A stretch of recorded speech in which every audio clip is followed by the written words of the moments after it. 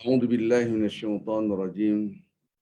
بسم الله الرحمن الرحيم. السلام عليكم ورحمة الله وبركاته.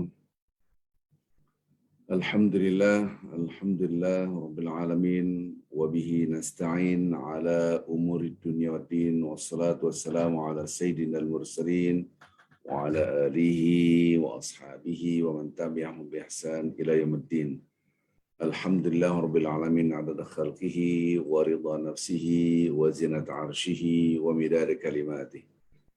لك الحمد لا إله إلا أنت الحنان المنان بديع السماوات والأرض يا ذا الجلال والإكرام يا حي يا قيوم. لك الحمد لا إله إلا أنت الأحد الفرد الصمد الذي لم يلد ولم يولد ولم يكن له كفوا أحد.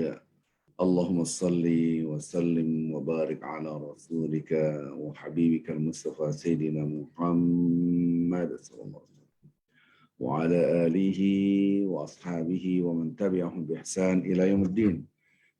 كما صليت وباركت ورحمت على خليلك ونبيك إمام الناس سيدنا إبراهيم وعلى آله في العالمين إنك حميد مجيد. Pertama kita bersyukur Bapak Ibu yang cinta Allah Subhanahu wa taala. Alhamdulillah kajian hari ini mudah-mudahan diberkahi oleh Allah Azza wa Jalla. Jemaah Masjid Raya Kebayoran Residen yang dicinta Allah, jemaah-jemaah dimanapun berada dari Yayasan Aksi Peduli Bangsa, jemaah-jemaah bagi di Indonesia, di Kanada, di Amerika, mudah-mudahan kita semua mendapatkan rahmat dan berkah dari Allah Azza wa Jalla. Yang mana pada hari ini kita akan melanjutkan kajian sebelumnya yang berkaitan dengan hina di mata manusia, mulia di mata Allah, dikaitkan dengan karakter kesabaran. Salam dan salawat selalu kita junjungan pada Nabi Muhammad sallallahu alaihi wasallam. Bapak Ibu yang cinta Allah Subhanahu wa taala, kalaulah kita lihat kemarin ada istilah hina di mata manusia, mulia di mata Allah. Ini adalah sebetulnya adalah kesabaran. Esensinya adalah kesabaran bagaimana kita mempunyai obsesi akhirat. Jadi sudah sekian banyak pertemuan kita mengupas tentang mulia di mata Allah, tapi hina di mata manusia. Sejak awal saya sudah membahas tentang orang-orang dijamin istana di surga. Ini kalau kita lihat semua adalah tentang kesabaran. Ketika orang itu beradu argumentasi, kemudian ada yang lawan debatnya sudah dalam keadaan posisi salah, tapi dia keras berbicaranya, sehingga yang posisi benar dia ngalah. Ini butuh kesabaran yang luar biasa. Padahal yang benar adalah dia yang diam. Yang salah yang ngomong terus, yang berbicara terus, padahal posisinya adalah salah. Bahkan disebarluaskan fitnah, bahkan menyebarluaskan ghibah, menjelek-jelekkan. Sementara yang dijelek-jelekkan adalah pihak yang benar. Maka Rasulullah SAW mengatakan, Ana za'im bi baiti bi rabbil jannah. Aku jamin satu istana di pinggiran surga. Siapa itu ya Rasulullah? Bagi siapa? Tentu liman tarakal mara wa in kana muhiqqan. Barang siapa yang meninggalkan debat walaupun dia posisi yang benar. Allahu akbar, Allahu akbar. Ini menunjukkan orang ini hina di mata manusia karena kalah suara lah misalnya. Tapi dengan kesabarannya karena ada obsesi akhirat. Di sini yang disebut dengan membangun karakter kesabaran. Karakter kesabaran tidak akan Anda bisa bangun kecuali ada obsesi akhirat. Yang penting saya mulia di mata Allah dan mendapatkan kebahagiaan akhirat. Walaupun di dunia dihina, dicaci maki. Seakan-akan mereka yang menghina, mencaci maki adalah menang. Padahal sebaliknya. Yang diam, dia adalah menang di mata Allah Azza wa Jalla. Yang menghina, mencaci maki, menyebarluaskan debatnya seakan-akan dia paling benar dan menepuk dada. Disambut dengan diam saja. Padahal yang diam adalah benar, itu mulia di mata Allah Azza wa Jalla. Mampukah kita membangun kesabaran seperti ini? Insya Allah bihaulillah dengan kekuatan dari Allah mampu. Asalkan di sini kita Obsesi kita adalah akhirat. Kalau obsesi kita bukan akhirat, sulit rasanya untuk mendapatkan bagaimana kita berpegang teguh pada kesabaran. Disitulah janji-janji Allah. Bahwa Allah selalu bersama orang yang bersabar, walaupun hina di mata manusia. Kemudian saya sudah pernah mengupas hadis selanjutnya, yaitu aku jamin satu istana di surga. Ya, kalaulah tadi di tepian-tepian surga, jadi di tengah-tengahnya ada kebun-kebun surga, di istana di tengah. Kalau ini enggak, di tengahnya. Siapa itu ya Rasulullah SAW? Mereka yang meninggalkan dusta dan bohong. Walaupun dalam keadaan bencana. Jadi orang ini jujur, lurus apa adanya. Untuk zaman sekarang orang jujur dihina. Orang yang bohong dilulukan, dipuji-puji. Maka kadangkala ada istilah kejujuran menyebabkan kesulitan. Dusta dan bohong menyebabkan kebahagiaan. Ini kondisi sekarang mengerikan sekali. Jadi orang yang berbohong semakin dipuji. Orang yang lurus, jujur, dihina. Allahu Akbar. Apalagi mendekati dengan adanya hari-hari kehancuran, yaitu kiamat. Maka ada orang-orang yang sangat betul-betul komitmen, dia tetap jujur. Yang penting di mata Allah adalah mulia, walaupun di mata manusia hina. Subhanallah. Dan yang terakhir dalam hadis ini Rasulullah SAW mengatakan, aku jamin satu istana di surga, yaitu paling tinggi, tertinggi surga. Siapa itu Rasulullah? Mereka yang akhlaknya mulia. Nah, untuk zaman sekarang betapa banyak orang yang berakhlak mulia justru dihinakan. Para nabi dan rasul punya akhlak kurang baik apa? Dahsyatnya luar biasa. Para nabi dan rasul akhlak yang amat sangat mulia. Wa innaka la khuluqin azim. Ini pujian dari Allah. Tetapi mereka dihina, dicaci maki. Para ulama-ulama yang mulia di mata Allah dihina, dicaci maki. Hampir seluruh ulama-ulama tidak ada kecuali mereka tertindas, tersakiti. Padahal akhlak mereka begitu dahsyat mulianya.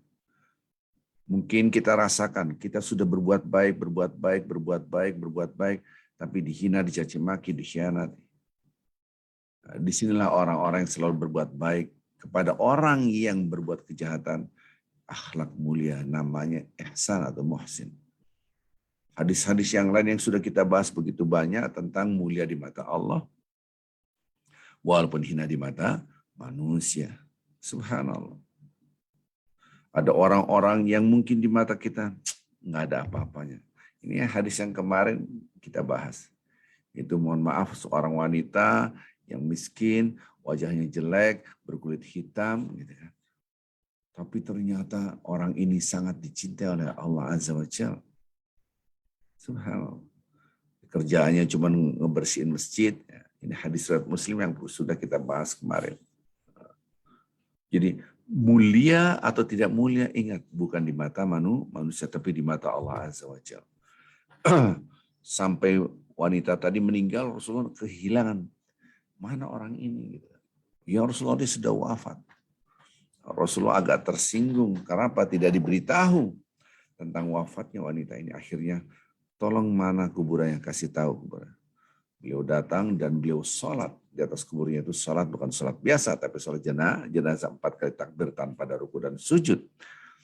Allahumma sholli ala sayyidina Muhammad. Dan semua kuburan-kuburan mendapatkan cahaya karena ada Rasulullah SAW di situ. Gara-gara apa? Gara-gara wanita ini. Jadi orang ini hina di mata orang, ya namanya juga orang miskin, jelek, bla bla bla. Tapi ternyata dia sangat mulia sehingga membawa cahaya untuk sekitarnya. Ada lagi seorang wanita yang sudah miskin, kulit hitam, tidak cantik gitu kan, jelek dan sakit-sakitan. Datanglah juga kepada Rasulullah SAW. Ini hadis sebelumnya kita sudah bahas. Allah Akbar. Ternyata hanya permintaan ya Rasulullah. Engkau adalah Rasul, pasti doa engkau dikabul. Di sini Rasulullah SAW ingin mendoakannya. Apa yang kamu inginkan? Sehat ya. Yang penting sehat gitu. Nah, ternyata Rasulullah SAW diberitakan oleh Allah melalui Jibril bahwa orang ini memang jaminannya adalah surga. Dijamin oleh Allah surga. Karena mulia di mata Allah walaupun di mata manusia adalah hina. Dan ternyata Rasulullah SAW mengatakan kalau aku berdoa, lepaslah perlindungan dan tanggungan untuk masuk surga. Jadi jaminannya hilang. Tapi kau sehat. Akhirnya orang ini, ya Rasulullah biarkan aku seperti ini. Yang penting jaminannya surga. Sampai Rasulullah SAW wafat, para sahabat membicarakan orang ini tentang bagaimana orang ini menjadi penghuni surga, jaminan surga Allah. Ini jadi buah bibir yang baik, suri tauladan yang baik bagi siapa? Sahabat-sahabat yang lain. Allah. Ketika orang melihat miskin, susah, gitu kan, jelek, sakit-sakitan, nggak ada poinnya sama sekali di mata manusia, tapi ternyata orang ini kekasih Allah yang dijamin oleh Allah surga. Nah, hari ini juga kita akan membahas insya Allah Julaib ini yang disebut dengan Julaib.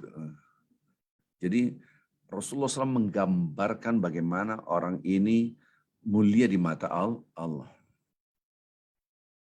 Jadi insya Allah kita ini ada kesamaan dengan kisahnya Juraij. Ya. Kisah Juraij yang sudah kita bahas, hadis yang agak panjang.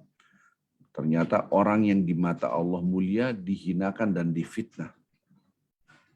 Juraij ini orang yang ahli ibadah tapi difitnah dia adalah penzina. Sampai dipukulin, berdarah-darah, bahkan tempat ibadahnya di bumi ratakan. Jadi yang kita lihat di sini bagaimana kemampuan bersabar walaupun hinaan semuanya. Apalagi yang menghina adalah penguasa, yaitu raja. Gitu, rakyatnya menarik, memukuli. Karena apa? Karena ada bukti, kata raja. Siapa buktinya? Seorang wanita yang cantik mengatakan, aku berhubungan intim dengan Juraij. Juraij ini orang yang sangat ibadahnya Masya Allah. Dan ternyata perempuan ini berdusta. Dan semua mendengar dustanya perempuan ini daripada si Juraij. Bapak Ibu yang cinta Allah Subhanahu wa Ta'ala, betapa kita melihat orang-orang, ini orang sangat menghina, kenapa dipukulin? Semua orang mukul, ditarik-tarik, gitu. Disiksa sampai rumahnya dihancurkan semua. Rumahnya dihancurkan, kenapa? Karena mereka saking emosinya. Ini perempuan dihamili dan dia tidak mengakui bahwa wanita ini adalah pernah berhubungan dengan Juraij. Juraij tetap dia orang yang soleh, dia tidak mengakui saya tidak pernah berhubungan dengan perempuan ini. Nah, ini hampir sama dengan kisahnya Julaibib dengan Juraij, hampir mirip. Nanti kita akan bahas orang yang disebut dengan Julaibib dengan Juraij. Jadi Juraij yang pertama adalah seorang ahli ibadah, dihancurkan rumahnya, dibumi ratakan, karena isu dari seorang perempuan. Ya. Dan perempuan ini mengakui saya berhubungan intim dengan dia. Sudah, habislah dia. Mana anaknya? Ini anaknya. Ini anak kamu, wahai Juraij. Karena fitnah dari seorang perempuan. Dan kita sudah membahas hadisnya, perkata-perkata kita lihat hadisnya. Dan bayi ini masih dalam susuan ibunya. Masih nyusuin. Juraij minta menghadirkan bayi itu. Karena dia ahli ibadah, ditanya, mana bayinya? Ini bayinya. Wahai bayi, siapakah ayahmu? Kalau memang aku, katakan aku adalah ayahmu. Dan bayi ini ternyata bisa berbicara. Maka itu Rasulullah SAW menceritakan ada 3 bayi yang bisa berbicara. Di antaranya Isa ibnu Maryam. Ketika difitnah ibunya berhubungan intim dengan berzina, akhirnya Isa bin Maryam berbicara. Sama kisah dengan Juraij. Jadi ada 3 bayi yang baru lahir, masih menyusui, mereka bisa berbicara. Ini kisah Rasulullah SAW. Apa setelah itu? Anak ini, si bayi ini mengatakan tidak. Ayah aku bukan engkau, tapi ayah aku adalah penggembala. Jadi ada penggembala di situ. Disitulah terbongkar bahwasanya fitnah yang luar biasa. Tapi sudah terlanjur, udah dipukulin, udah berdarah-darah, sudah dibumi ratakan, habis tempat ibadahnya. Di waktu yang bersamaan, bayi ini masih digendong, masih nenen, masih disusui, masih dalam gendongan ibunya digendong. Melihat seorang yang gagah, pakai kuda yang mahal. Ibunya mengatakan, mudah-mudahan anak aku seperti ini, sukses di mata manusia, sukses. Gagah, mungkin kalau zaman sekarang kendaraannya mahal, bajunya mahal, tampan, ganteng, cakep gitu kan. Tiba-tiba bayi ini melepaskan susuannya, dari waktu lagi nenen, dilepaskan, dia ngelihat, dia berdoa bayi ini. Mudah-mudahan ya Allah lindungilah aku, mudah-mudahan aku tidak seperti orang ini. Si bayi berbicara berarti dia mulia di mata manusia, laki-laki yang gagah tadi, dia hina di mata Allah. Jadi laki-laki ini berbeda dengan Julaibib nanti. Hari ini kita akan bahas tentang Julaibib. Gitu. Tiba-tiba sebaliknya, ada seorang wanita dilihat oleh ibunya, ibu sambil gendong ini wanita, ditarik-tarik, dipukulin, dihina. Ternyata wanita ini adalah seorang budak yang difitnah mencuri dan berzina. Difitnah lagi zina. Difitnah, dia ini berzina, dia mencuri, dia berzina, terus saja. Kemudian perempuan itu yang menggendong anaknya, mudah-mudahan anakku tidak seperti itu. Ngeri. Udah hina, budak, dipukulin, diceret-seret, dihakimi massa, kemudian dicaci maki, penzina, pencuri, penzina. Tiba-tiba bayi yang digendong melepaskan, waktu nenen dilepas, dia ngeliat, ya Allah jadikanlah aku orang seperti ini. Ternyata orang ini adalah mulia di mata Allah. Jadi hati-hati dengan mass media sekarang. Sosial media mencaci maki si fulan, memuji si fulan, belum tahu, hanya Allah yang tahu. Jadi apalagi ulama-ulama dihinakan, jangan hati-hati, kita jangan menuduh orang-orang seperti ini. Hadis-hadis ini sudah kita bahas sebelumnya. Bahkan ada orang yang ahli ibadah, Masya Allah. Yang satu maksiatnya luar biasa. Berbuat maksiat lagi, ini hadis sahih, hadis qudsi. Sampai akhirnya ditegur, udahlah jangan berbuat maksiat. Besok lagi berbuat maksiat, janganlah berbuat dengan orang yang ahli ibadah. Mujtahidun fi ibadah. Apa yang terjadi akhirnya dia mengatakan, sudahlah biarkan aku dengan Tuhanku. Kata orang yang berbuat maksiat dalam hatinya, aku ingin dekat dengan Allah, tapi susah. Biarkan aku, apakah kamu ini diutus oleh Tuhan untuk mengawasi aku? Marah yang ahli ibadah.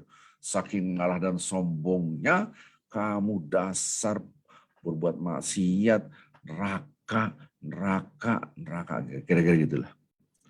Nggak mungkin diampuni dosa-dosa kamu. Allahu Akbar, astagfirullah. Keduanya wafat. Dipanggillah orang yang ahli ibadah oleh Allah Azza wa Jalla.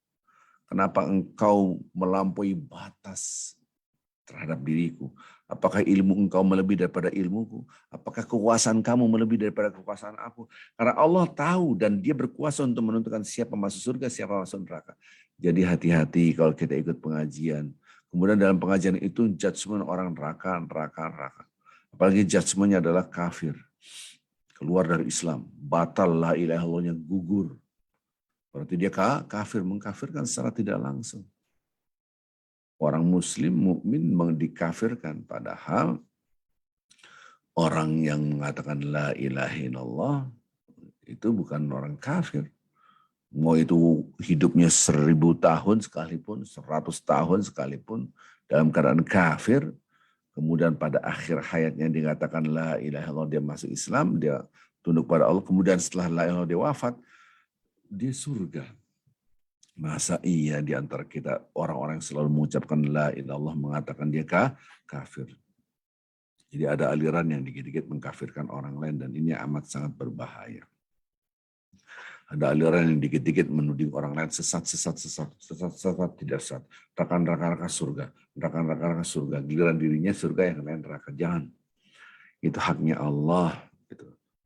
Walaupun Anda ahli ibadah, jangan-jangan di mata Allah malah dicampakkan. Maka kisah dua orang ini, yang satu ahli ibadah dicampakkan, dimasukkan, dilempar ke dalam api neraka. Orang yang pemaksiat ini diampuni karena dia takut pada Allah, ada rasa takut pada Allah. Maka jangan sekali-sekali kita menghina orang lain. Bisa jadi yang di mata kita hina, ternyata di mata Allah mulia. Dan kisah-kisah yang lain yang tidak mungkin saya terangkan satu-satu karena ini sudah berlalu kajian-kajian pada hari ini, pada yang sebelumnya, itu mulia. Dan kalau kita lihat semua ini adalah menceritakan bagaimana kita harus membangun karakter kesabaran. Allah. Seorang budak tadi yang ditarik, dipukulin, dituduh mencuri, menghina, dia sabar, ya Allah, aku tidak mencuri, Engkau Maha Tahu, ya Allah. Kan? Walaupun semua manusia, seorang ahli ibadah Juraij dipukulin juga, bahkan rumahnya dihancurkan habis, bumi ratakan habis. Allah, Engkau Maha Tahu, aku tidak pernah berzina. Tapi fitnahnya luar biasa. Allah. Seorang wanita yang kulitnya hitam yang jelek tadi kan, yang kerjanya cuma ngebersihin, nyapuin masjid, di mata orang nggak ada apa-apanya. Ternyata mulia di mata Allah. Seorang wanita yang kulit hitam, miskin dan sakit-sakitan, terus nilaian orang di dalam keadaan susah gitu. Ternyata mulia di mata Allah, di mata Allah. Ada lagi yang kita pernah ceritakan kisahnya Uwais Al-Qarni. Uwais Al-Qarni sangat tidak dikenal orang. Karena apa? Karena orangnya miskin, hanya pengembala dan seterusnya. Kerjaannya ngurusin binatang ternak.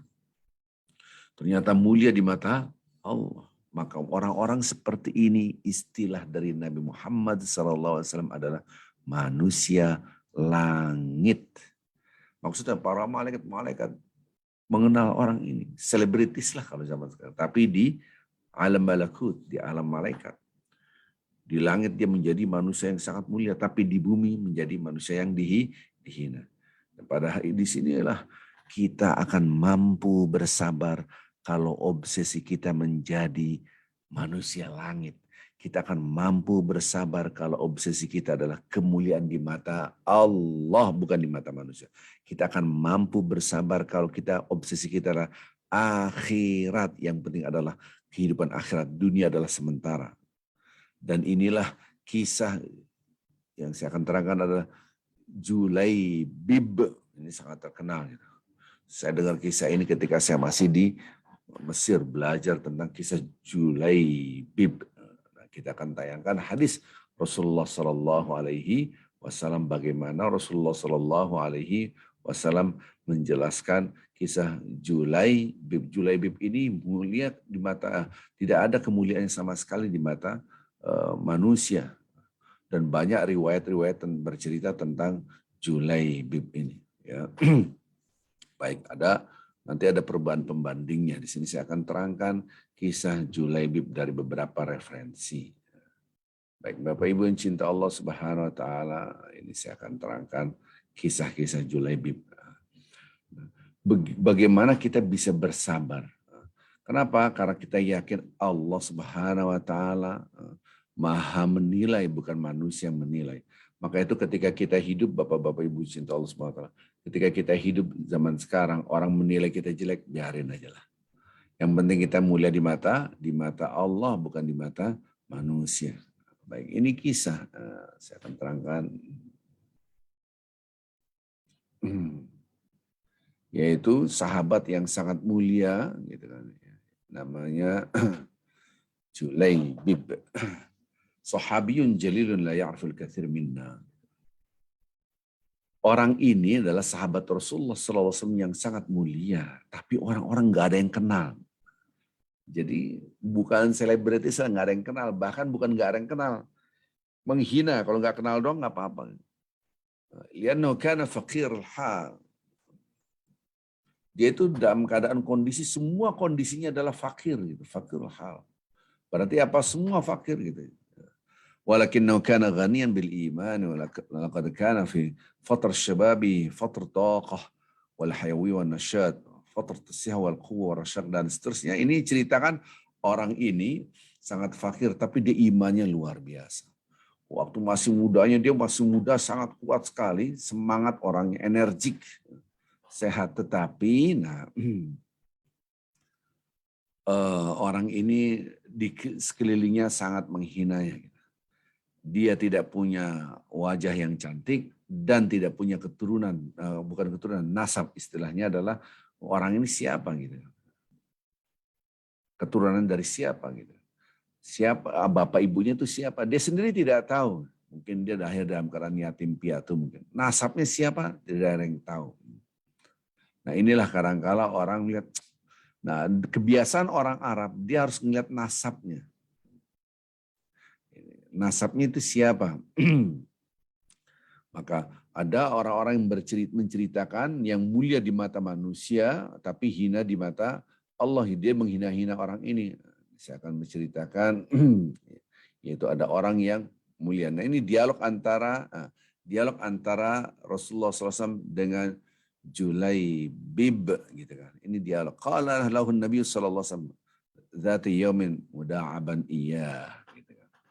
Jadi mohon maaf Julaibib ini wajahnya jelek, tidak punya nasab, tidak terhormat, miskin gitu kan.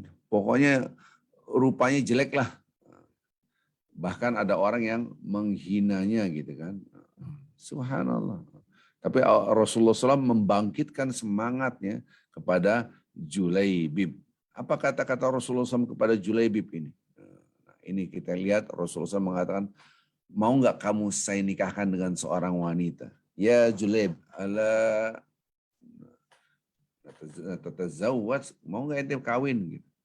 Kenapa ente nggak kawin? Masih dalam keadaan sendirian aja. Apa kata-kata Julaib? Ya Rasulullah, siapa yang mau nikahin saya? Saya sudah jelek kayak begini gitu kan. Saya juga nih disebutkan qala ya Rasulullah ini. Kata-kata Rasulullah dalam hadis riwayat Muslim, ini hadis sahih. Ya Julaibib, kenapa ente gak kawin? Allah tetezat kau kagak kawin-kawin ente. Kata Julaibib, ya Rasulullah, wahai Rasulullah, siapa yang akan menikahkan aku ya Rasulullah? Emang ada perempuan yang mau sama aku gitu? Man yuzawijuni ya Rasulullah. Emang ada yang menikahkan aku? Orang saya jelek, miskin, nasab saya nggak jelas. Kalau orang kita kan ada istilah bibit, bebet, bobot lah orang-orang kita ini. Siapa? Saya bibit dari mana? Saya juga nggak tahu bapak ibu saya, nggak punya nasab. Jadi nggak mungkin. Karena kenapa dia langsung underestimate terhadap dirinya? Li'anna laisa lahu usra ma'rufa wala mal wala jamal. Dalam hadis ini diterangkan karena si Julaibib ini tidak punya keluarga yang jelas, yang terkenal lah gitu. Oh, anak si anu. Dan memang budaya Arab melihat kakeknya siapa, neneknya siapa, dari bapak ibu sampai ke atas. Ada itu nggak punya harta, miskin.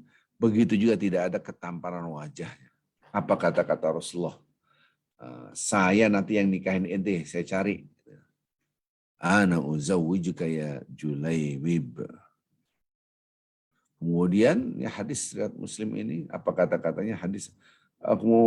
Kemudian Julaibib melihat gitu pada Rasulullah SAW. Ya Rasulullah, rugi kalau kawin sama saya nggak punya apa-apa. Gitu. Idan tajiduni kasidan, rugilah gitu.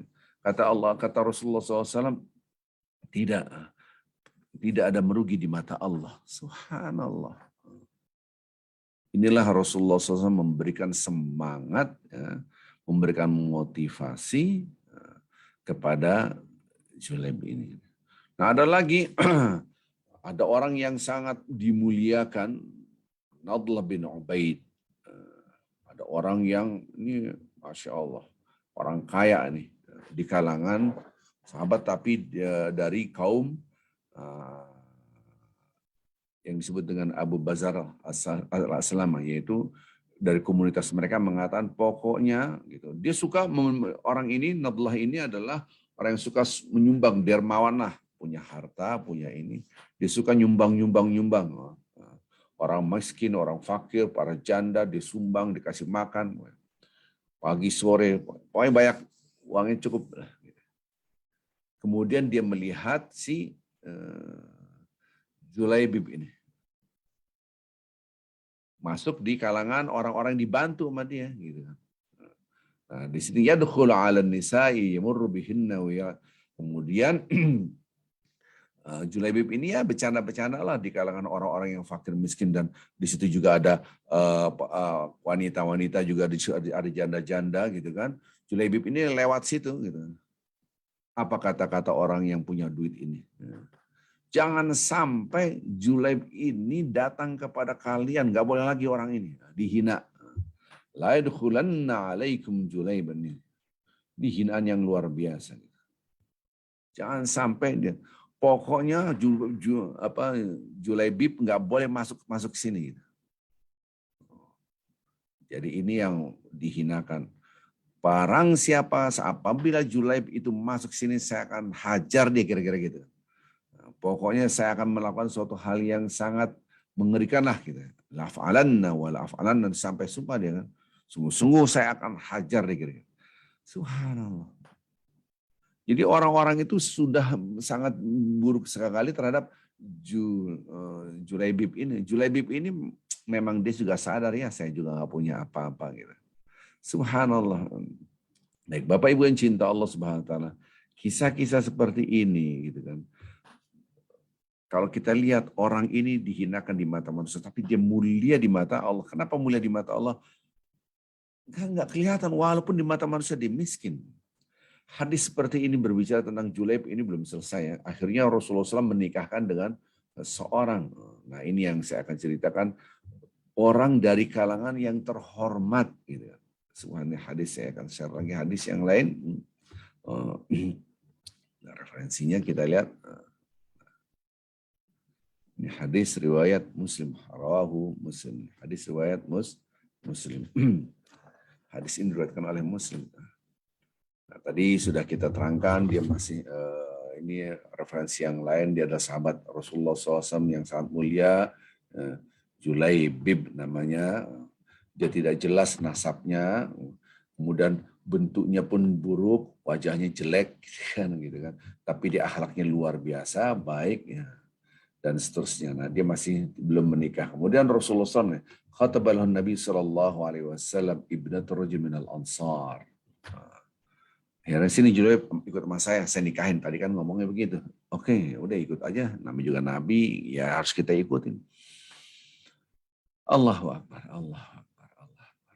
Kemudian dia datang di antara orang-orang Ansar, rajul minal Ansar. Ini orang yang sangat terhormat. Kemudian dikatakan, aku akan ini kisah dalam hadis yang lain, saya ini gabung antara hadis ini dan hadis yang lain. Saya akan ngelamar. Awalnya orang ini senang, anaknya dilamar oleh Nabi. Kata Nabi, bukan aku. Awalnya udah kata-katanya udah luar biasa. Berarti engkau luar biasa memberikan cahaya buat keluarga aku. Engkau melamar anakku gitu kan. Bukan aku, kata Nabi. Siapa? Ini Julaibib. Langsung ayahnya, buat anak saya si Julaibib. Waduh. Bahasanya, saya udah nolak sebetulnya. Tapi bahasa yang nolaknya, saya ngomong dulu sama istri saya, kira-kira gitulah. Saya ngomong dulu sama ibunya, ibu yang mau dilamar. Jadi ibunya maksudnya istrinya gitu. Wahai istriku, kenapa? Saya pikir Rasulullah melamar anak kita, perempuan ini. Ini dari kalangan Ansar yang sangat mulia. Kenapa? Ternyata bukan buat Nabi. Buat siapa? Buat si Julaibib. Ibunya langsung, enggak lah. Gitu kan. Julaibib itu siapa? Di sini diceritakan gitu kan. Dia nolak gitu kan. Dia nggak punya apa-apa, udah jelek, udah fakir gitu kan. Enggak, nah, pembicaraan antara suami istri ini didengar oleh anaknya perempuan yang mau dinikahkan dengan si Julaibib ini. Gitu kan. Ya sudah, kalau kayak gitu kita tolak aja. Ya udah tolak aja. Emang Julaibib itu siapa? Dia keluar, dia ngomong ke Nabi, baru mau keluar, gitu kan. Mau menolak apa yang diminta oleh Nabi, kan Nabi mau menikahkan Julaibib ini dengan perempuan anak ini. Tiba-tiba si perempuan di balik tirai itu mendengar. Apa kata-kata? Aturiduna ala rasul amrah gitu. Ataruduna ala rasul amrah. Wahai bapak ibuku, ini sangat menitik mengapa bisa sedih kita kan, terharu kita. Apakah kalian menolak apa perintah Rasulullah Sallallahu Alaihi Wasallam? Subhanallah. Ini adalah perintah Rasulullah Sallallahu Alaihi Wasallam. Coba pikirkan kembali. Ini adalah permintaan Nabi. Lihat Nabinya yang merintah. Walaupun perintahnya itu berat. Apakah kalian menolak itu? Di dalam beberapa riwayat, perempuan ini mengingatkan ayat suci Al-Quranul Karim. Jadi ini yang harus kita pahami Bapak-Bapak Ibu. Al-Quran mengingatkan kita kalau Allah dan Rasulnya sudah menentukan, tidak boleh kita tolak. Gitu kan. Jadi hadis ini saya terangkan dengan hadis yang lain. Ini apakah Anda menolak keputusan Allah? Maka Rasulullah SAW adalah orang yang sangat kita muliakan dan sebagai apapun yang diperintahkan oleh Allah dan Rasulnya harusnya kita taat. Ini realitanya ada orang yang tidak setuju dengan apa yang diputuskan oleh Allah dan Rasulnya. Lihat, maka perempuan itu membacakan surat Al-Ahzab. Surat Al-Ahzab itu diceritakan bahwasanya Rasulullah SAW apapun yang ditentukan oleh Rasulullah harus ditaati walaupun itu pahit. Ini lihat Rasulullah SAW akhirnya perempuan itu menerima. Karena apa? Wa ma kana lil mu'minin wala mu'minah. Tidak ada seorang beriman pun, siapapun dia, baik laki-laki beriman ataupun perempuan beriman, idza qadallahu wa rasuluhu amran, apabila sudah ditentukan oleh Allah, ditetapkan oleh Allah dan Rasulnya, ayyakuna lahumul khiyaratu min amrihim. Tidak ada pilihan lain bagi mereka tentang urusan mereka. Udah terima. Gitu kan. Karena sudah ditentukan oleh Allah dan Rasulnya. Wa may ya'sillah wa rasulahu faqad dhalla dhalalan ba'ida. Jadi perempuan itu mengingatkan barang siapa yang mendurhakai Allah dan Rasulnya, maka dia sudah sesat, betul-betul sesat yang nyata. Astagfirullahaladzim. Ya. Jadi tidak pantas laki-laki mukmin atau perempuan ini apabila sudah Allah dan Rasul menetapkan, sudah ditetapkan, sebuah ketetapan, tidak ada pilihan lain bagi mereka harus ikut. Inilah ayat Al-Quranul Karim. Surat Al-Ahzab ayat 36. Wanita ini membacakan, anak ini udahlah Bapak Ibu, terima ini perintah Allah. Tidak mungkin perintah Allah dan Rasulnya itu salah. Walaupun kita mungkin, waduh, anak saya dinikahkan dengan orang yang jelek, miskin, nggak punya masa depan, kira-kira gitu. Orang itu nggak punya masa depan, apa? Nggak ada artinya gitu. Disinilah kita ditentukan oleh Allah dan Rasulnya. Apakah kita mengikuti Allah dan Rasulnya? Apakah kita sudah kuat apa yang ditentukan oleh Allah? Apapun ketetapan Allah, udah terima aja lah. Lihat, maka itu Bapak Ibunya mikir lagi, kita review lagi, benar nggak nih? Sebelum kita ngomong ke Nabi ini, kita menolak apa kata orang, menolak perintah Nabi Muhammad SAW. Aku sebagai anak Bapak Ibu, aku terima. Walaupun Julaibib ini begini-begini, saya terima dia sebagai suamiku. Karena ini adalah ketetapan dari Allah dan Rasulnya. Subhanallah. Bapak Ibu yang cinta Allah Subhanahu wa Ta'ala, berarti dia bersabar. Gitu. Ini pernikahan. Singkat cerita, akhirnya menikahlah keduanya. Gitu. Oke, akhirnya orang tuanya sepakat dan alhamdulillah. Tiba-tiba ketika baru menikah, misalnya malam pertama lah, ada panggilan ghazwah. Ghazwah minal ghazawat gitu. Diceritakan bahwasanya ini ada panggilan untuk angkat senjata perang. Gitu. Masya Allah. Orang ini berangkat langsung. Saya ikut perang, yaitu Julaibib. Karena Julaibib ini orang yang sangat tidak dikenal oleh orang-orang gitu kan. Setelah peperangan selesai, gitu, perang lah. Setelah peperangan selesai, Rasulullah SAW bertanya kepada sahabat-sahabat, udah lengkap semuanya gitu kan. Ini namanya fai. Fai itu adalah harta rampasan perangnya sudah mendapatkan. Apakah kalian ada yang hilang di antara kalian? Coba.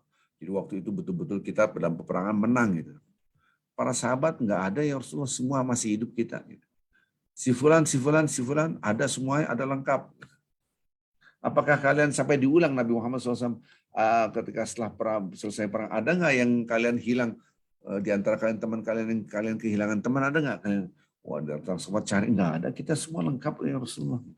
Sampai diulang-ulang oleh Rasulullah Sallallahu Alaihi Wasallam. Sampai yang ketiga kalinya, apakah kalian punya teman lewat, ada yang meninggal nggak, ada yang mati nggak? Enggak, kita lengkap ya Rasulullah. Sampai berkali-kali ya Rasulullah SAW. Kehilangan seorang nggak kalian? Kehilangan seorang nggak kalian? Nggak ada, kita lengkap semua. Alhamdulillah kita. Apa kata-kata Rasulullah? Kok saya nggak ngelihat Julaiban ya? Jadi Julaibiban itu adalah, mana si Julaibib itu mana? Julaibib ditanya, Julaibib. Coba cari, oh iya Julaibib yang ini. Orang nggak terkenal ya. Saya kok kehilangan Julaibib ya. Akhirnya coba cari Julaibib di medan perang. Ternyata Julaibib itu dia dalam keadaan wafat, wajahnya tercabik-cabik dengan pedang, habis tubuhnya, tapi di kanan kirinya ada 7 orang mati dibunuh oleh Julaibib. Jadi dia hebat banget, membunuh 7 orang. Nah disinilah Rasulullah SAW menitikkan air mata. Datanglah Rasulullah SAW langsung memeluk jenazah ini, diangkat. Kata-kata Rasulullah SAW, dia mampu membunuh 7 orang. Sekali dibunuh, bayangin kalau kita dikeroyok 7 orang, gimana ngebunuhnya.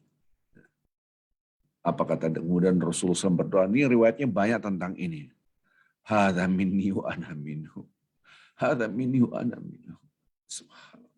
Jenazahnya diurus, beberapa riwayat mengatakan malaikat mengurus jenazahnya bersama Rasulullah SAW. Bahkan Rasulullah SAW meletakkan dalam kuburnya adalah Rasulullah SAW. Tanahnya yang ngurusin adalah Rasulullah SAW. Subhanallah. Disinilah Rasulullah mengatakan doa yang sangat luar biasa. Hadza minni wa ana minhu. Wa hadza minni wa ana minhu. Ini orang ini adalah dari aku dan aku darinya. Ya, subhanallah. Jadi Julaibib itu dianggap saudaranya dari Rasulullah SAW. Hadza minni wa ana minhu. Inilah dari aku dan aku darinya. Subhanallah, diangkat. Doa-doa Rasulullah SAW dalam beberapa riwayat tentang Julaibib ini, Masya Allah. Disinilah baru kita sadar ternyata orang ini adalah orang yang sangat dimuliakan oleh Allah. Maka ketika pernikahan itu, dalam riwayat yang lain, hadis yang lain, ketika mereka menikah, ya Allah berkahilah keduanya. Angkatlah derajatnya wanita ini. Dengan Julaibib ini diangkat derajatnya. Benar gitu kan. Dan ternyata mudahkanlah, jangan diberikan kesulitan untuk keluarga ini. Jadi doa-doa Rasulullah SAW ketika menikahkan wanita. Dan wanita ini akhirnya terangkat dengan adanya kesolehan si suami tadi. Yaitu si Julaibib. Walaupun si Julaibib itu tidak punya apa. Dan ini doa-doa Rasulullah SAW. Jadi Bapak Ibu yang cinta Allah Subhanahu Wa Taala. Jadi yang mengurus adalah beberapa riwayat. Kalau dalam hadis Muslim ini adalah Rasulullah SAW yang menggali kuburnya, menata kuburnya di liang lahat yang ngatur oleh Rasulullah SAW. Beliau sendiri sedang mendoakan Julaibib ini. Dan para malaikat-malaikat dalam beberapa riwayat menceritakan bahwa Rasulullah SAW pun dibantu para malaikat berlomba-lomba mengurus jenazahnya Julaibib ini. Nah, sekarang apa hubungannya dengan membangun karakter sabar? Membangun karakter sabar adalah di pikiran kita adalah obsesi akhirat, walaupun di mata manusia kita dihina. Gimana nanti kita mendapatkan kemuliaan di mata Allah? Di akhirat kita akan mendapatkan surga. Itulah yang harus kita install di sini. Maka kita mampu bersabar. Innallaha ma'as sabir. Allah bersama orang-orang yang sabar. Berkali-kali mungkin di antara kita hafal. Allah bersama orang-orang yang sabar. Kalau Allah bersama orang yang sabar, Masya Allah diangkat derajat kita. Maka membangun karakter sabar, ketika saya membahas hina di mata manusia, tapi mulia di mata Allah, itulah nilai-nilai membangun karakter sabar dalam diri kita. Kita dihina karena tidak punya harta, tidak punya apa-apa, status pun tidak ada apa-apanya. Tapi bisa jadi mudah-mudahan saya menjadi mulia di mata Allah walaupun kita dihina di mata manusia. Kisah-kisah seperti ini Bapak Ibu yang cinta Allah Subhanahu wa taala harus kita perbanyak membaca kisah-kisah. Dan kisah-kisah ini harus kita ceritakan kepada anak-anak kita. Kita ceritakan pada keluarga kita. Jangan sampai kita obsesinya adalah pujian manusia, Trang inilah aku, Trang inilah aku. Trang. Dia minta dipuji dengan titelnya. Dia minta dipuji dengan ilmunya. Dia minta dipuji dengan jabatannya. Kenapa tidak minta pujian dari Allah Azza wa Jalla? Subhanallah. Bapak Ibu yang cinta Allah Subhanahu wa taala, maka ketika kita melihat siapapun bisa jadi orang ini lebih mulia di mata Allah daripada saya. So we have to respect everyone. Gitu kan. Kita jangan melihat orang siapa sih dia, tapi kita harus hormat siapapun dia. Jadi jangan sampai lihat ya dia miskin, nggak punya apa-apa, ya nggak punya kendaraan naik angkot, HP juga nggak punya, ini yang susah. Jangan. Ataupun sebaliknya kita melihat, dia orang mulia, ahli ibadah. Belum tentu. Belum tentu. Hanya Allah yang tahu. Mungkin ahli ibadah di luarnya, tapi dia penghuni neraka yang tadi saya ceritakan. Dan hadis kursi menceritakan tentang kisah ini. Maka hati-hati dalam menilai seseorang. Jangan sampai kita menilai orang langsung rendah. Bahkan ada orang yang baik, nggak ada masalah, dihina, dia kafir. Na'udzubillah, astagfirullah. Dalam hadis man kafir musliman fahuwa kafir. Dia barang siapa mengkafirkan orang maka dia kafir. Kita judge, kita hakimi dia, dia sesat, neraka. Judgment seperti ini jauhilah dari pikiran kita. Apalagi hal-hal yang kecil gitu kan. Mudah-mudahan kita tidak termasuk hamba-hamba Allah yang mudah menjudge orang lain. Kecuali memang jelas-jelas itu bertentangan dengan Al-Quran dan hadis. Saya tidak percaya dengan sholat tidak wajib. Ulama sepakat barang siapa yang mengatakan sholat tidak wajib, dia kafir. Udah jelas-jelas saya tidak percaya dengan Nabi Muhammad SAW, itu jelas kafir. Tapi kita tidak boleh mengkafirkan biar urusan Allah Azza wa Jalla. Tapi kita barang siapa yang tidak percaya dengan apa yang dibawa oleh Nabi Muhammad SAW, maka dia menolak ajaran agama Islam. Semua agama itu sama. Berarti dia seakan-akan dia murtad karena menyamakan. Itu jelas dan itu pakai kaidah ilmu. Ya, harus hati-hati kita, mudah-mudahan dari kisah-kisah seperti ini kita bisa belajar karakter kesabaran. Kita hina karena kita ngalah, padahal mulia di mata Allah. Udahlah kita ngalah. Mungkin orang yang nonton, kamu bodoh sekali, kamu kacau banget, gak ada harga diri, dihina-hina. Harusnya kamu begini dong, begini. Jadi kadang-kadang suara-suara ini dari kanan kiri kita. Kamu gak ada harganya, siapa kamu? Ya kayak gak ada yang lain, pokoknya dihinalah kita. Mungkin Anda hina di mata manusia, tapi mulia di mata Allah, bersabarlah. Maka itu membangun karakter sabar diantaranya adalah kita belajar orang-orang yang mulia di mata Allah, walaupun hina di mata manusia. Belajar kisah 1, kisah 2. Dan ini sudah saya ajarkan dari kisahnya Uwais Al-Qarni yang disebut dengan manusia langit, dari kisahnya Jurayj. Banyak sekali yang sudah kita terangkan dalam setiap hari Sabtu ini. Baik, jemaah Masjid Raya Kebayoran Residence yang dicintai Allah, mudah-mudahan terus insya Allah besok juga kita akan kaji ayat-ayat suci Al-Quranul Karim yang berkaitan dengan bagaimana kita bisa menghadirkan merasa kebersamaan kita dengan Allah Azza wa Jalla. Saya rasa ini saja, mudah-mudahan dari hadis ini kita bisa memahami dan meresapi, Masya Allah. Bapak Ibu juga mungkin ada punya anak yang perempuan yang cantik, mudah ada yang melamar, kalau dia kita jangan melihat dia nggak punya apa-apa. Mudah-mudahan Allah memberikan rezekinya. Barometer dia itu sukses atau tidak bukan dari uangnya. Betapa banyak orang yang dulunya tidak punya apa-apa sekarang punya apa-apa karena keberkahan dari Allah. Maka barakallah. Allah mudah-mudahan memberikan keberkahan. Apalagi zaman sekarang gitu. Lihat akhlaknya, lihat agamanya. Kalau sudah akhlak dan baik, agamanya baik, terimalah. Gitu kan. Bisa jadi dia lebih mulia di mata Allah. Saya lupa teksnya. Inja'akum man Allahumma shalli wa sallim ala sayyidina Muhammad. Hadisnya adalah barang siapa yang mendatangi kalian untuk melamar anak kalian, akhlaknya baik, agamanya baik, maka nikahkanlah. Fa illa takun fitnatun fil ardi wa fasadun kabir. Kalau tidak akan terjadi fitnah dan akan terjadi fitnah dan menjadi fitnah yang besar. Man ja'a man tardawna khuluquhu dinahu wa khuluquhu fazawiju fa illam wa illa takun fitnatun fil ardi wa fasadun kabir. Jadi barang siapa datang kepada kalian, maksudnya ja'a ini adalah datang melamar. Man tardawna dinahu wa khuluquhu. Nah, tapi Anda melihat memang akhlaknya baik, agamanya baik, maka nikahkanlah dengan orang yang punya akhlak baik, agamanya baik. Wa illa takun fitnatun fil ardi wa fasadun kabir. Kalau tidak akan menjadi sebuah fitnah yang besar dan menjadi kerusakan yang besar. Itu hadis Rasulullah sallallahu alaihi wasallam. Maka ini kisah yang diceritakan oleh Julaibib ini adalah kita harus hati-hati menilai orang lain. Tapi memang kalau saya lihat di sini dari pelajaran dari wanitanya yang menerima sebagai istri Julaibib itu adalah ini perintah Allah, ketetapan Allah dan Rasul. Semua ketetapan Allah dan Rasul harus kita ikuti.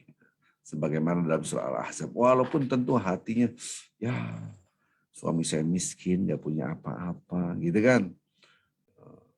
Ya suami saya jelek rupanya, ya nggak tahu nasabnya dari mana. Saya terimalah karena ini adalah Rasulullah SAW. Ini perintah dari Rasul. Baik Bapak Ibu yang cinta Allah Subhanahu wa taala, mari kita lihat akhlak kita, perilaku kita, tutur kata kita sehingga kita menjadi orang yang mulia di mata Allah walaupun dihina di mata manusia. Subhanakallahumma bihamdik asyhadu an la ilaha illa anta astaghfiruka wa atubu ilaik. Assalamualaikum warahmatullahi wabarakatuh. Silakan ada yang bertanya. Mbak Rina. Ada Pak, ada yang bertanya ini masuk satu pertanyaan. Ustadz mohon izin bertanya tentang bagaimana membangun karakter sabar mendengar maraknya berita menghibah tentang seorang ustadz nih yang sedang marak nih Pak. Saya kasih inisialnya aja, beliau ini YM. Baik di masyarakat maupun di medsos tentang cara ajaran sedekahnya. Bagaimana sikap kita sebagai sesama muslim karena kita ingin tahu yang sebenarnya tentang sedekah menurut aturan Allah. Silakan Pak. Baik, Bapak Ibu yang cinta Allah Subhanahu wa taala gini-gini. Kalau ada berita yang negatif, kita butuh sumbu panjang. Injakum fasiqun binaba'in fatabayyanu. Ini perintah Allah.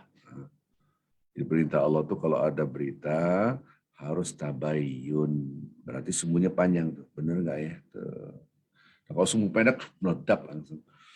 Jadi kita boleh sumbu pendek dalam berita-berita hal yang baik. Ide-ide yang bagus, yang mengajak pada kebaikan. Oke, setuju cepat. Tapi kalau hal-hal yang buruk kita harus sumbu panjang. Nah, seandainya saya ada sumbangan kepada si X, Yayasan X itu nggak jelas benar apa enggak ya. Ini menyalurkan dengan benar atau tidak nih harta ini. Oh nggak benar tuh isinya. Kita jangan langsung percaya betul atau tidak. Nah, tabayun inilah butuh waktu. Kalau Anda nggak yakin, cari yayasan yang lain yang sangat kredibel daripada yayasan yang Anda ragu. Supaya kita tidak terjebak dengan isu-isu seperti itu. Siapapun mau ustadz bukan ustadz tidak penting. Yang penting ketika ada isu tentang keburukan abaikan. Kenapa diabaikan? Karena kita menjaga hati dan pikiran kita. Itu yang terpenting nomor satu itu. Bayangkan kita kan badan kita bersihkan, mandi pakai sabun, kita pakai baju. Yang tadinya kedinginan nggak jadi kedinginan pakai jaket. Yang tadinya mau harusnya kena debu kita pakai. Jadi memprotek, melindungi. Kita gosok gigi supaya bersih. Yang kita bersihkan adalah fisik. Tapi sudahkah kita menjaga pikiran kita bersihkan dan kita jaga laksana kita pakai baju tadi. rumah kita tutup ini supaya nggak ada debu dan seterusnya dan seterusnya. Kita sapu, kita pel, fisik kita bersihkan. Sudahkah kita membersihkan hati dan pikiran kita? Oke, dibersihkan, kemudian kita jangan ada negatif-negatif. Udahlah. Kalaupun dia benar melakukan itu urusan dia dengan Allah. Biarkan dia urusan dia dengan Allah. Allah akan memperlihatkan, itu urusan dia. Kapan? Kan kita hafal ayat Qur'annya. فَمَا يَعْمَلْ مِثْقَالَ ذَرَّةٍ خَيْرًا يَرَهُ وَمَا يَعْمَلْ مِثْقَالَ ذَرَّةٍ شَرًّا يَرَهُ. Yarah itu karena diperlihatkan. Biar Allah yang memperlihatkan. Bagaimana bentuk Allah memperlihatkan, itu urusan Allah. Jadi jangan kita sampai ikut-ikutan isi-isi itu. Benar atau tidak. Kalau Anda ragu, ya sudah, alokasikan sedekah Anda di tempat yang Anda yakin. Tapi jangan sampai kita membacakan tentang orang lain kepada orang lain. Membacakan tentang orang. Udahlah, kita tutup. Mudah-mudahan kita terjaga dari itu semua. Ini paling berat dan yang sangat mudah terjebak kita. Karena kita tidak tahu apakah benar atau tidak. Bisa jadi dia benar, kita yang kena nanti. Nah, kalau kita mau meletakkan harta kita, menghibahkan, mensedekahkan, letakkan di tempat yang kita percaya dan yakin. Kalau Anda nggak yakin, jangan, karena nanti akan menjadi problem. Semua orang kan, wah, ini pernah terjadi, miliaran rupiah gitu kan. Ada si X menyumbangkan sekian miliar, saya ingat sekali. Gitu. Datang ke saya, Pak Arvin, saya mau konsultasi. Iya, saya ragu ini, tapi sudah saya tanda tangani. Masa apa Pak ya? Ini juga saya baca berkas. Dia nyumbang sekian berapa miliar gitu. Ya Allah Pak Ustadz, ini sudah saya serahkan. Ternyata orang ini begini, orang ini begini, orang ini begini. Gitu. Padahal sudah menyerahkan, udah tanda tangan, udah bukan hak milik dia lagi, sudah tanda tangan. Sampai Bapak ini tahu begini, saya sumbangkan semua buat mentawai uang sekian miliar. Saya bilang, tidak. Apapun yang Bapak sudah berikan, tetap diterima oleh Allah. Satu. Orang ini begini-begini, serahkan pada Allah, mudah-mudahan tidak. Gitu. Yang terpenting kan pahalanya. Bukan orang itu. Allah sudah menerima. Gitu. Kadang-kala isu itu benar atau tidak kan kita tidak tahu. Coba kalau isu itu salah, nah kita kena nanti gitu kan. Sudahlah, serahkan pada Allah. Yang penting kan Bapak, pahalanya kan Bapak memberikan sekian miliar, yang penting dapat pahalanya, yang penting pahalanya, sudah selesai. Yang penting pahala, enggak usah dibahas itu lagi. Subhanallah, sampai sekarang gitu kan. Jadi ini kejadian betul, kisah nyata gitu kan. Dia menyerahkan sekian miliar dan sudah serahkan kepada Allah Azza wa Jalla, yang penting pahalanya jalan terus gitu. Dan Allah, niat kita adalah wakaf gitu kan. Allah Maha mengetahui. Nah, buat kita yang belum menyerahkan, kita juga harus cross check. Benar apa enggak? Kalau perlu kita visit, lihat langsung. Apalagi dengan jumlah yang besar. Gitu. Bismillah. Jadi kita menjaga hati pikiran kita, jangan sampai kita terkena dengan isu-isu itu. Namanya isu apalagi di medsos, benar apa enggak tahu. Allahu a'lam. Mudah-mudahan bisa dipahami. Terima kasih. Ada lagi yang lain? Ada Pak, pertanyaan selanjutnya. Assalamualaikum Ustadz, apakah boleh zikir petang, zikir pagi dibaca setiap waktu setelah sholat wajib? Masya Allah, Masya Allah. Boleh banget, bukan keren banget, bukan boleh lagi, cakep banget gitu. Yang penting berzikir. An-Nisa 103. Jadi berzikir itu bukan hanya setelah sholat pagi dan petang. Al-Quran mengingatkan kita, فَإِذَا قَضَيْتُمُ الصَّلَاةَ, kalau habis sholat gitu, فَذْكُرُوا, ingat terus Allah. Padahal sholat adalah mengingat Allah. فَإِذَا قَضَيْتُمُ الصَّلَاةَ, maka apabila selesai Anda menjalankan sholat, فَذْكُرُوا, ingat Allah. Dalam keadaan apa aja, berarti nggak harus habis sholat, kapan aja. Apalagi Anda mengatakan sholat setelah sholat berzikir, wah, Masya Allah, luar biasa. Nanti dicatat, yaitu surat yang keempat. Surat yang keempat itu 103. Nanti dilihat itu. Fadhkurullah qiyaman wa qu'udan wa ala junubikum. Ingat Allah baik dalam keadaan berdiri, duduk atau berbaring. Itu disuruh berzikir mulu. Iya, memang perintah Allah begitu. Mau berdiri, duduk, berbaring. Yang zikir apa? Pagi dipakai, zikir pagi petang, nggak harus pagi dan petang, zikir apa saja. Habis sholat 5 waktu boleh. Setelah sholat mau dalam keadaan masak berzikir pun boleh. Dalam keadaan nyapu berzikir pun boleh. Kita lagi nyapu, ngepel, bebenah rumah, kita berzikir. Inilah yang harus kita bangun. Itu sini saya perlihatkan kepada Bapak Ibu insya Allah. Ini adalah surah An-Nisa 103 gitu kan. Ini surah An-Nisa. Surat yang keempat 103. Faida qadaitumus shalah, apabila Anda selesai menjalankan sholat, apa suruhnya? Fadhkurullah, udah zikir-zikir apa aja bebas. Bentuknya adalah berzikir. Ingat Allah.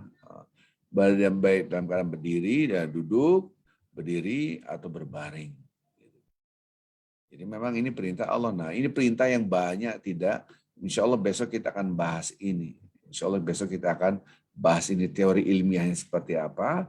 Nanti ya kita akan bahas. Insya Allah. Baik, terima kasih yang lain. Ada lagi? Itu pertanyaan terakhir, Pak. Baik, alhamdulillah. Terima kasih Bapak Ibu insya Allah SWT. Karena habis ini saya harus ngajar lagi. Mudah-mudahan kita berusaha menjadi mulia di mata Allah. Walaupun dihina, dicaci maki, di mata orang kita jelek banget. Bahkan dibilang bodoh. Kamu tuh bodoh, kamu itu bodoh. Harga diri kamu di mana? Biarkan mereka mengatakan demikian. Yang penting kita mulia di mata. Inilah karakter sabar akan terbangun. Obsesinya adalah Allah, akhirat. Kita tidak tahu, jangan-jangan besok kita meninggal dunia. Sampai pun orang yang mulia, hartanya banyak, dia gagah jabatannya tinggi, tak bisa meninggal dunia, bisa aja. Terus apa yang dibawa? Tidak ada dibawa apa-apa. Wa inna daril akhirah lahiyal hayawan. Sesungguhnya kehidupan yang benar-benar kehidupan adalah nanti di akhirat, bukan di dunia. Bersabarlah kita dengan apapun yang kita rasakan di dunia ini. Yang penting kita mendapatkan kemuliaan di mata Allah. Baik, insya Allah besok pagi jam 8. Jam 8 bukan jam 7.30. Waktu Indonesia bagian Barat. Jam 8 kita akan buka. Biasa kan jam 7.30 kita. Karena saya keluar kota mudah-mudahan sampai Jakarta sekitar jam 7. Prediksi saya. Jadi insya Allah besok kita akan ketemu lagi tafsir ayat-ayat suci Al-Quran bersama Masjid Raya Kebayoran Residence. Kita gabung dengan aksi peduli bangsa. Mudah-mudahan kita hari ini mendapatkan keberkahan dari Allah Azza wa Jalla. Kita tutup dengan kafaratul majlis. Subhanakallahumma bihamdika. Asyhadu an la ilaha illa anta. Astaghfiruka wa atubu ilaik. Assalamualaikum warahmatullahi wabarakatuh.